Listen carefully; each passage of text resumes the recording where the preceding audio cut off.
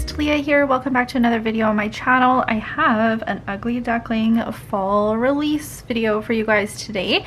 So we have 6 new shades that are releasing for the fall season. I am so excited about this. I don't know, I am like in fall mode. I'm sorry to say that, but like I am. I just love fall, love winter, and I'm really pumped about these shades because to me they definitely look like fall shades, but a little bit more unique. Like, I haven't swatched any of them yet, but I can definitely tell that they're going to be like an interesting mix of colors here. So I'm really looking forward to this. Number 214 is the first shade up here. This is a really nice berry rosy type of pink shade. It applies in 2 coats. It was a little bit sheer, so it needed a bit to build up. Next up we have number 215. This is kind of like a darker rosy color, but it's got some cranberry vibes to it as well. I really like this shade. And then we have 216 here. This is a really interesting color. I personally think it would make a great blush color, but it is a nice rosy pink here as well with almost like orange undertones to it. And we have a really nice mustard yellow here that applies really good. Just make sure you're doing 2 thin coats. It is a fantastic mustard yellow though, that perfect shade for this time of year. We have 2 greens in the collection. The first one is almost like a muted chartreuse color. I really like the shade of this. I think it's fantastic, not just for fall, but almost like a transition color at the end of summer. And the very last one is this lighter olive green.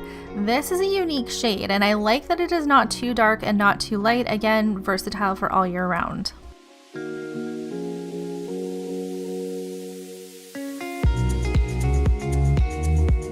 I have been all about those abstract modern type of designs lately, so I wanted to try doing something like that with these shades. So I'm going to start off here with number 214. I'm going to put this one on the middle finger, and I think that's one of the reasons why I'm really liking these modern abstract type of designs, is because it doesn't really matter what nail you put the base colors on. You can combine and tie everything together with what you do on top of it. So I just chose some of the standout colors that I really liked from this collection. Let's be real, I liked all of them, but some of the ones that were my favorite from it. So I really liked this green shade and the darker cranberry type of color. This would be great as well for winter time. I could see some fun sweater nails done with this. Once those are all cured, I'm going to take some foil that I had in my collection. This is a really nice kind of rose gold shade, and I'm just going to dab it into the dispersion layer of all of the different gel polishes.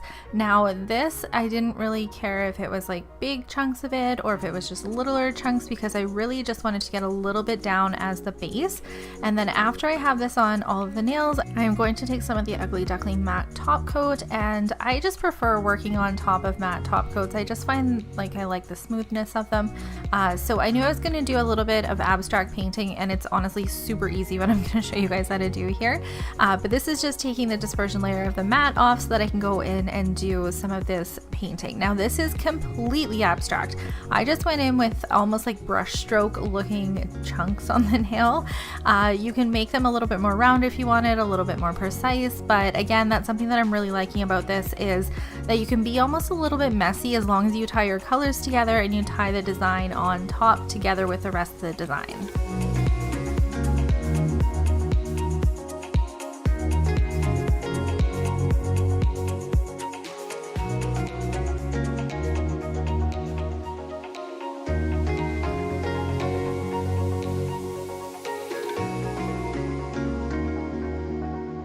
Taking a little bit more of that foil, I'm just going to go on top of the dispersion layer of the little color swatches on top. This step is not necessary, but I was just kind of curious how it would turn out. I'm not the best hand painter, so I'm going to go in with some stamps that have kind of that abstract vibe to them. I went in with some leaves because these are a fall set, so some different sizes and shapes of leaves. I thought that would look really neat.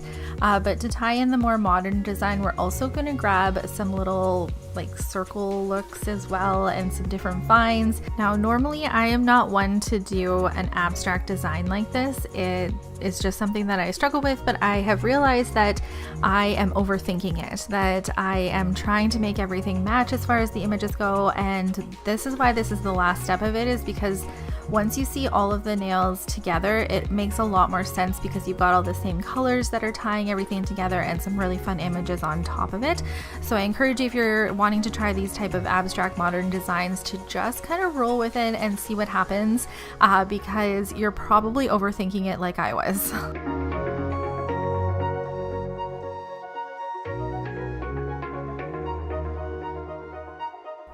Thank you guys so much for taking the time to watch this video. I hope you got some good tips and tricks from it, and also want to know what you guys are thinking about this fall collection from Ugly Duckling. I really like the shades from this collection. I like that they are super unique, and I'm always on a hunt for a really good mustard yellow type of shade, and I think we have found it here with Ugly Duckling. So comment below and let me know what you think. Make sure you're following me on all my social media, and I will see you guys in my next video. Bye!